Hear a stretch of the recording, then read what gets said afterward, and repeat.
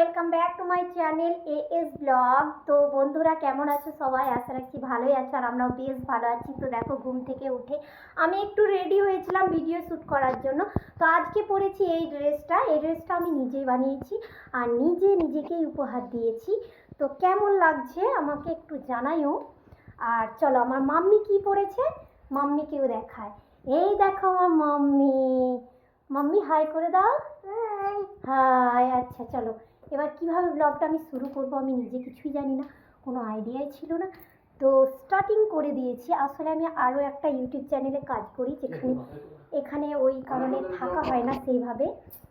তো বন্ধুরা দেখো, এইটা হচ্ছে আমার বর। তো যাই হোক, এখন আর দেখাবো না, সে একটু রেডি হয়ে যখন থাকবে তখন অবশ্যই দেখাবো।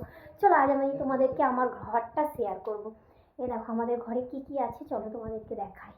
এই দেখো, এটা আমার বলতে পারো খুব ভীষণ পছন্দের একটা জায়গা। এখানে ছোটো বাচ্চাদের খেলনা সব কিছু যা থাকে, অবশ্য আমি নিজেও ছোট মনে হয়।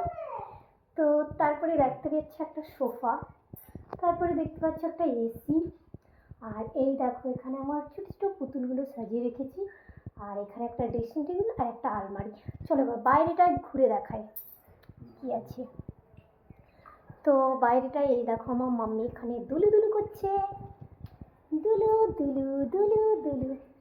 আর এইখানে আমার গাছ রয়েছে, আর কত গাছে ফুল এসছে দেখো।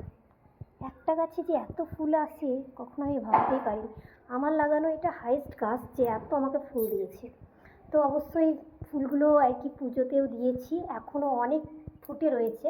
তো যাই হোক বন্ধুরা, এইটুকুই শেয়ার করলাম। আজকের মতো ব্লগটা এইখানে স্টপ করলাম। বাই, সবাই ভালো থেকো, সুস্থ থেকো।